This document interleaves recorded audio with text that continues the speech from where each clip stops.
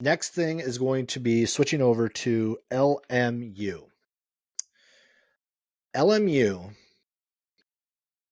is coming off a 19-win season. Their second winning season in the last 3 seasons under Stan Johnson. He enters his fourth with the Lions. This is a team that has not had back-to-back winning seasons since 91-92. This is a team that lost a lot in the offseason. Most notably Cam Shelton. Hard to not talk about last season and not talk about the impact that he had on the year. He led that team to a win over Gonzaga in the Kennel. He led that team to a win against St. Mary's in LA. He led that team to win against BYU.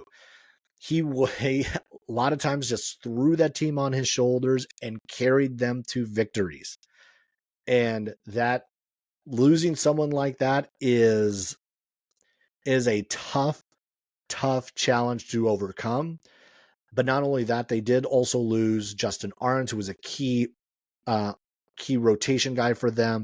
Jalen Anderson, Chance Stevens, who I thought was one of the better up-and-coming players in the league a year ago. All of them are gone. So LMU has basically had to revamp the entire backcourt. You do bring back returners like Keli Leaupepe, Alex Merkviladze. You bring back Michael Graham, Rick Asanza. So the front court is still there. The front court is still imposing. There was a photo in the offseason after they had all just hit the gym or they were in the weight room and whatnot, and it was like one of the more intimidating photos I've seen of a basketball team in a long time. It was like, you do not want to find yourself in a dark alley with this team. This is going to be a really fascinating team. This is going to be a really tough team, I think, for any team to go up against, which is why I still think that they're still going to be somewhere in that 3 to 5 range. It's just a matter of, are they going to be able to close out the deal? Are they going to be able to pick up the pieces of what they missed a year ago? And are they going to be able to clean up some of the tight games that they did have? So before we go any further, we're going to switch over and I will go ahead and listen to my interview with Stan Johnson, head coach of the LMU Lions, and we'll dive into where he thinks this team is, what potentially he thinks this team has going into the year. All right, I'm really happy to be able to bring on LMU head coach Stan Johnson. The Lions won 19 games a year ago that ended up in 4th place a year ago. And coach, just kind of take me back to last season. This was a team that really did a lot, achieved a lot a year ago, beat Gonzaga and St. Mary's and BYU for the first time of any WCC team since the 3 had been together. Been able to beat Gonzaga up in the Kennel for the first time in a very long time. Just take me a little bit back of like what that season meant for you, the coaching staff, the team, and then how that's going to come building into this year. Well, how it builds, we don't know. Everything's year to year right now. You're trying to build teams, really hard to build programs. We got a whole new team. Our front court, for the most part, is back. We've added a huge piece of the front court in Lars, even from Cal. But, after that, we're pretty new. So I think, when you have some wins like that, what I hope it would do would create confidence where you don't have to wonder if you can, where it becomes more of an expectation. For our program, I think it was a sign that, all the things that we're trying to do and the culture we're trying to create, it's a great message to the players that it's working. That the hard work they're putting in and what we're trying to turn is slowly turning. You can see that, you can feel that. Before we were saying what we wanted to do, and at least you have some examples of some wins. And I'm saying wins, I'm not just saying beating St. Mary's. I'm saying wins in terms of program type stuff that's moving forward. So now when you bring new people in, there's a picture and of how it's done and how we want to do it, and when you do it, what it could look like. So for our program now, it's not just about obtaining things, it's about sustaining. There's still a whole nother level or two we want to be at that we're not at yet, and that we're trying to achieve. So every year gives you an opportunity to try to reach that. And, we're hoping here, we can take that next step. And the next Yeah. step is always the hardest step, because the league's really good. No one's going to give you anything. And it's what have you done for me lately? And this year so far, we haven't done anything. So you got to go earn that on the court. For sure. And I mean, you talked about knowing that you can do it, having been there before and having that building that confidence that it can be done. You have, I mean, you talked about that front court a little bit. It feels like you have like a core of guys who are, to me, it feels like the glue guys of this team. That Keli Leaupepe, Alex Merkviladze, Rick Asanza, Michael Graham, like that front court just is an imposing group that returns in this conference. And for you guys, just got to talk about like those four and like that grouping of the returners that can really kind of like say like here, carry that through and be like, here's how we do it. Yeah, I love our front court. I think, one of the things here in my time, first 2 years, we were really dealing with COVID. And everybody had to deal with it. But as you're trying to build, adding depth to your roster and talented depth is hard.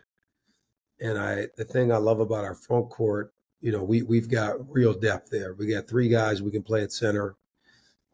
All of them are different. They all have something special they bring. They complement each other. We have great size. Rick is 7'2", Lars is 7 feet. And then Mike, who is not as tall, but, he's long, he's got a 7'3" wingspan. But those guys complement each other. And, it's something we have not had, 3 guys that can play center. And then, having Keli back at the 4, Alex that can play 3 and 4, and then, even Aaron McBride, who's a talented high school kid that can play at the 4, just a winning player. Those are guys, our practices have been really competitive. And, we hope those are some wars we can win when we're competing because we feel like we've got great depth there. Like we said, last year we had an instance where Rick went down. I think we had just gotten off beaten. We were on a 4-game win streak, and he was out a few games, and you saw the impact that he had when he wasn't around. And those games really cost us. But now having another body that has size that can score, if you're ever in that kind of predicament, we're hoping that helps us. Plus, those other guys, they've been here. They've been here with me now for 3 years, going on 4. Some of them, they understand who we are, how we want to do things, and they've done a great job of indoctrinating the new guys into our program. And again, like a lot of these guys are returning. One of the guys that is coming back, but didn't get to play last year, Noah Tate's the Stanford transfer, just kind of because obviously you have a lot of new faces on this team, and he's going to be a new face on the court, but not a new face necessarily in the locker room. What do you kind of see like from him as he's been able to get healthy and be able to be right going into the year? Yeah, well, I'm just happy for Noah. I'm proud of him. He was in a really, really tough spot when he arrived here last summer. He had a freakish deal that no one could understand with his calf. And, it was touch and go there for a while. We didn't know what his status was going to be, not only as a player, but, just being able to move around and function and have a normal life. And, you talk about sticking to it and fighting and not giving up. Noah's been a great testament of that. And now he's put himself in a position, like today was the first day he went contact full court.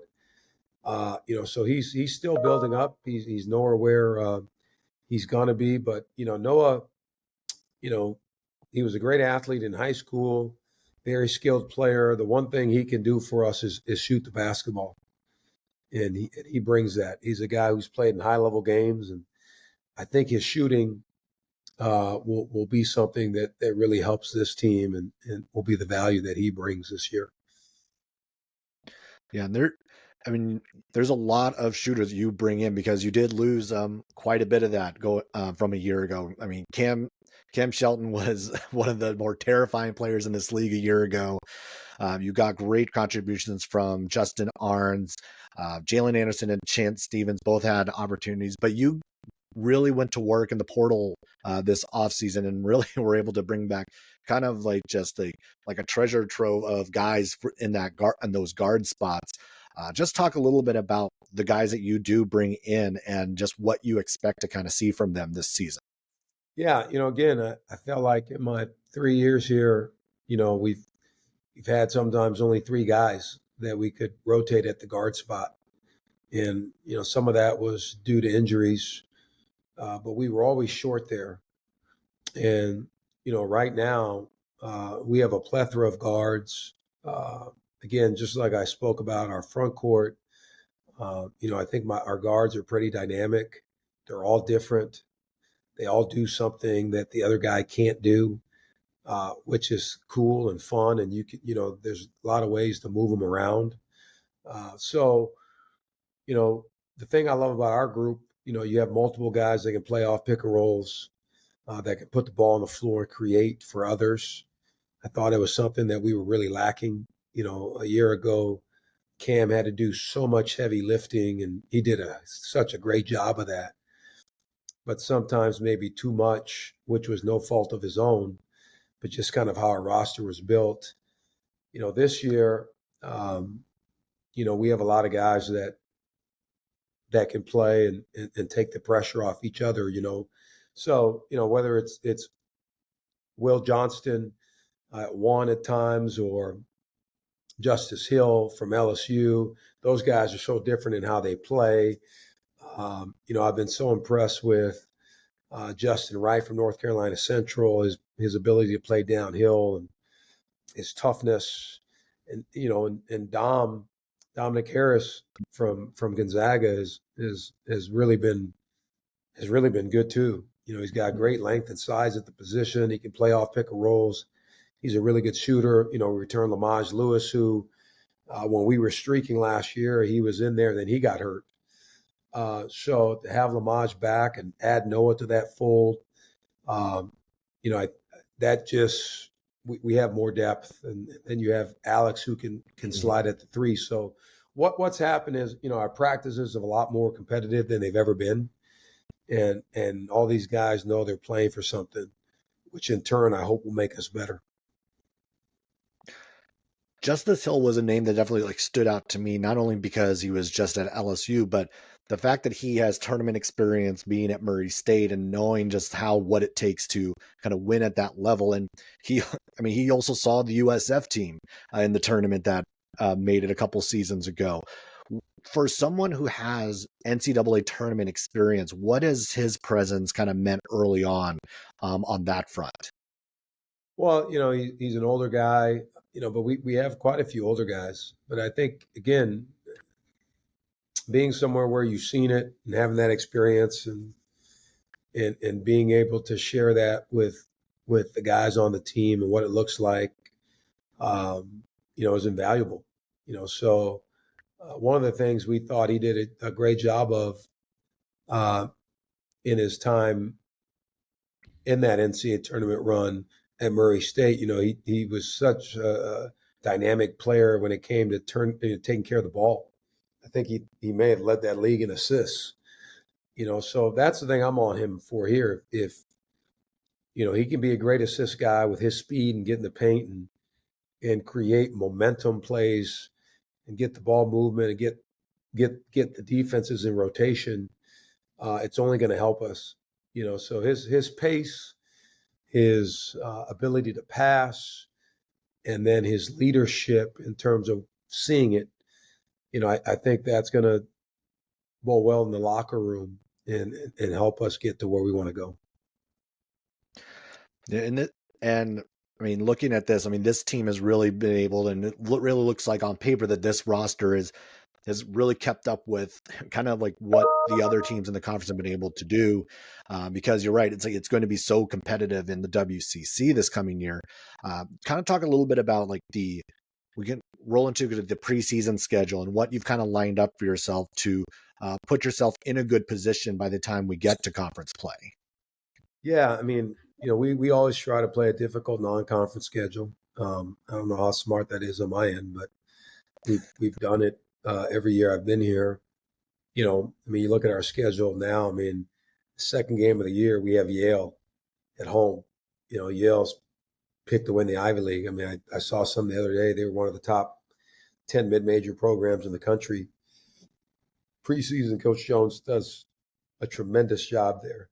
So even playing a team like that early and having them here is incredible. I mean, I feel like we're playing the whole Mountain West. We've got Colorado State. We redid that home and home series. They'll be here this year at our place. We go to Nevada. We restarted that series with Nevada. Both those teams will be competing at the top of that league. We're playing UNLV on a neutral floor in Vegas. UNLV is really good. We have Santa Barbara on the neutral floor, the Colangelo Classics, and I think Santa Barbara's picked to win the Big West. Joe does such a great job with that program. We're taking our team to the Cayman Islands. I think that's a really, really good tournament, with a bunch of good teams in it. We've got UTEP at home. So we have no easy games, and every game is going to be much like a WCC game. And it's our hope that if we can take care of business in the non-conference, it helps us once we get into conference. But for us, it's always one day at a time, one game at a time. But we've got the right schedule, and it's going to require our very best. Early on in the season, like one of the things is going to obviously be trying to figure out what the rotations are and figuring out what's going to work best in these early non-conference games. What do you think who has been maybe one of the more pleasant surprises early on as you've kind of started to really get going these last few weeks of practice? Yeah. I don't know if we've had a pleasant surprise. What I would tell you, sometimes in recruiting, especially in the portal, you can get a guy and maybe he's not what you thought. And that happens to the best of all of us. What I've been surprised with is everybody to this point has been what we thought they would be. And I think that's a good starting point. I still don't know who's going to do what when the light comes on because we haven't played together. It's a new team for a lot of these guys, new league. So a lot of that's yet to be determined. But daily, I'm impressed with, what? I thought he was going to be that. And to this point, he is that. So I think our new guys have done a very good job of acclimating themselves and being who they are. And who that's been has been pleasing to me. And I'd much rather be in that situation than, man, that guy, he's nowhere close to what I thought. But that being said, there's still the whole other test. What do you do when the lights come on? Who are you late in the game? The other thing I'd say with our team, we don't have starters and subs. We're going to have starters and finishers. And our lineups can change every game based on a matchup. That's what we have. We're not going to, who starts may not be who finishes. And who finishes may not be who starts. And I think that's the beauty of this team. So as long as we can buy into that and have that holistic approach that, the sum of this team is greater than the parts, that's how we're going to have success. And that may look different on any given night. And that's what this group has to buy into.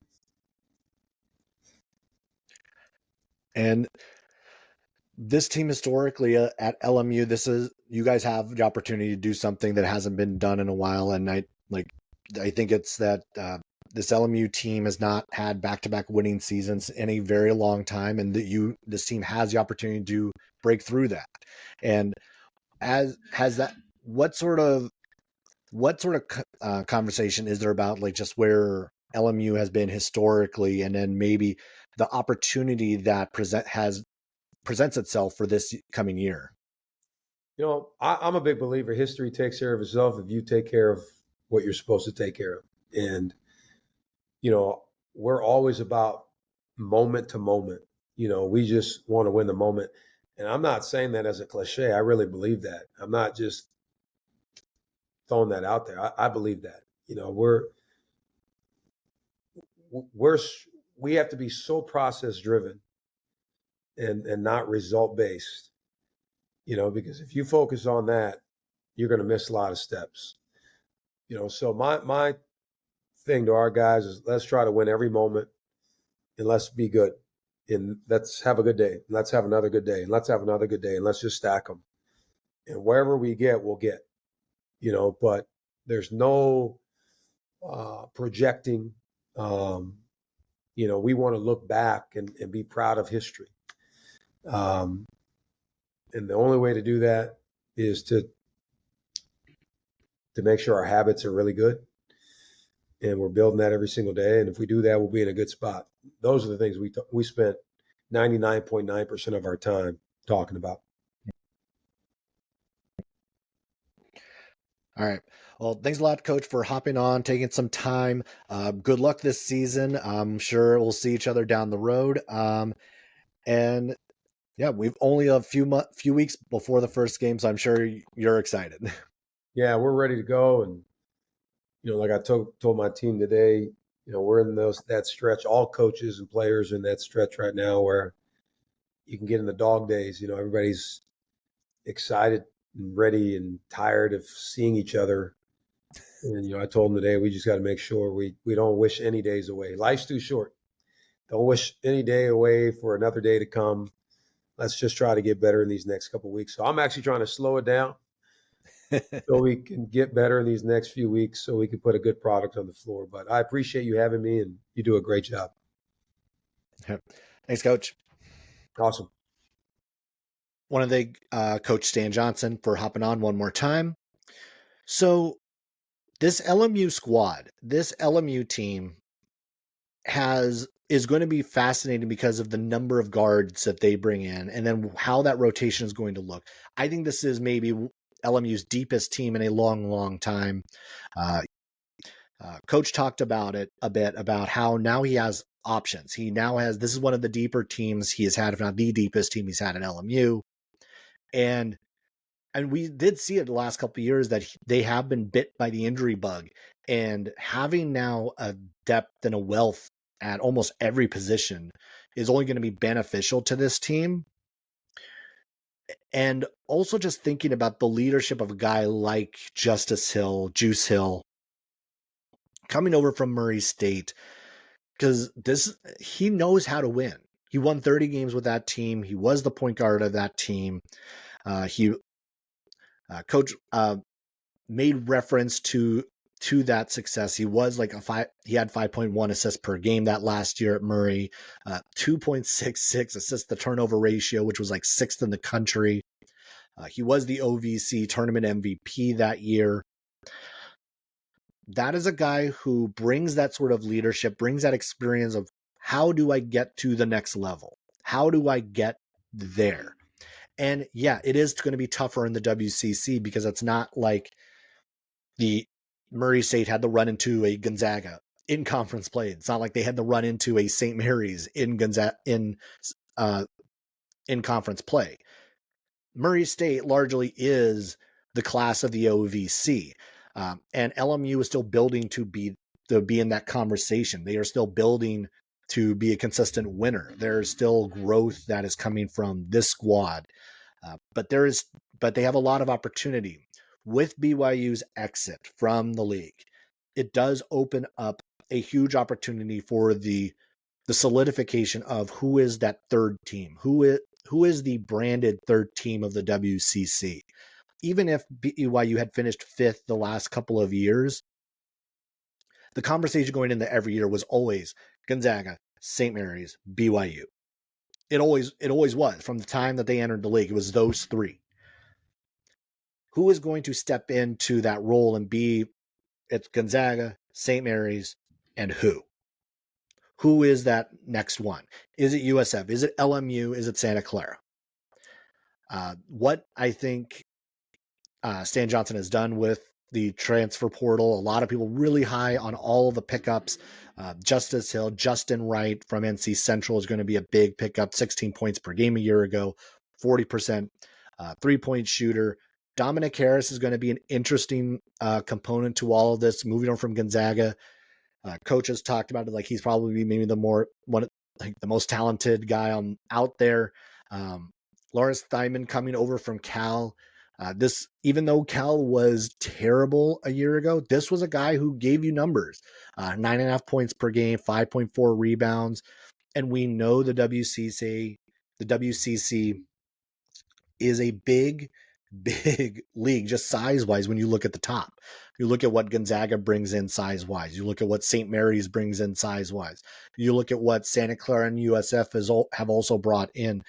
LMU is needed height. They have strength. I think that was one thing that I don't think there was much of a issue there, but they needed the size, and they were a little thin at that position last year. The couple games where Rick Asanza missed, they were a different team, and you saw that.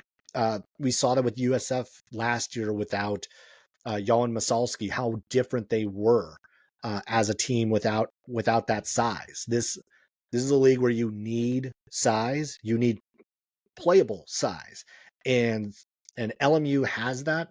I think they have the depth of that. This is a team that, again, they kind of run too deep almost everywhere. So this is a really fascinating, interesting LMU team to kind of follow, to watch. I think Noah Tate's coming back is also going to be a huge lift for this team. And they still have some things to clean up. One of the things I don't think they've really had over the last couple of years is a true point guard. And they finally do have that. With Juice Hill, someone who's going to take care of the basketball. Turnovers had been a problem the last couple of years, which is part of the reason why they had dropped some of those close games. And if with that cleaned up, there is opportunity for LMU to get St. Mary's early on in conference play. There's an opportunity for them to get Gonzaga. Now, I do think that's going to be a little bit more of a challenge because those two teams have long memories. I don't think they're going to forget that they both lost to LMU a year ago. We know Gonzaga did not forget when they saw them the second time. But for this team is also, what's the next step? Back-to-back winning seasons, I think, is a low bar of what this team wants to accomplish. They want to try to get to the NCAA tournament. That's everyone's goal. The schedule kind of sets them up well to build a solid resume, to at least be in the conversation. They're at the Cayman Islands Classic. They'll be playing Stephen F. Austin to kick it off. Then they'll either take on Oakland or Drake, and Drake is going to be a really good team. They potentially could see Utah State in that tournament as well. That would be a good game. And then they have a trio of other games against Mountain West opponents. At Nevada, they host Colorado State. They're going to be playing a neutral against UNLV. So there are chances for them in the non-conference, and very much like a lot of those teams who are building towards something, who are building, trying to get into the tournament, you have your margin for error becomes small. And that is where I think LMU is when it comes to a potential tournament bid, is that the margin for error is small, very small. You have to clean up the games you're supposed to win in the non-conference. You have to clean up the games you're supposed to win in conference. You can't really drop one of those games, because that means then you have to be perfect against your big opportunities, or it puts more pressure on those games. Do I think they can get in without having beat St. Mary's or Gonzaga? Yeah, I do. They can do that. They can get in if they don't beat those two teams, but then they have to beat everybody else. That is what really has to happen. They can't really lose. If let's say they get Utah State, Nevada, UNLV, Colorado State, if they were to not beat Gonzaga or St. Mary's in conference play, it feels like to me that they have to beat at least three of those four teams from the Mountain West to get in. And one of those may not even be a guarantee. So let's even take the three guaranteed games. Nevada, UNLV, Colorado State probably have to win two of the three to give yourself a few notches in your belt. And then even then might not be enough. You would still, I think, have to clean up everything else in the WCC. You do. I don't think you necessarily have to like win every other game outside of Gonzaga, St. Mary's, but you have to come close. And the losses would have to come to like Santa Clara or USF. They can't come to San Diego. They can't go. They can't be losses to Pacific or Pepperdine. You're going to have to pick up wins elsewhere. So with LMU, I think again, lots of potential. I think they have the low. Their floor is probably right around 500, and I think obviously like if they're around 500, they're not in the postseason. I think the ceiling is an NIT bid. I don't think they have quite. I think they would just be on the outside looking in on being on the NCAA tournament bubble if everything goes right. Now, I hope all of that is wrong. I hope they actually are able to put together and exceed that expectation that I have, or that I think now is where do I think they'll land? I think I think they could be an NIT team.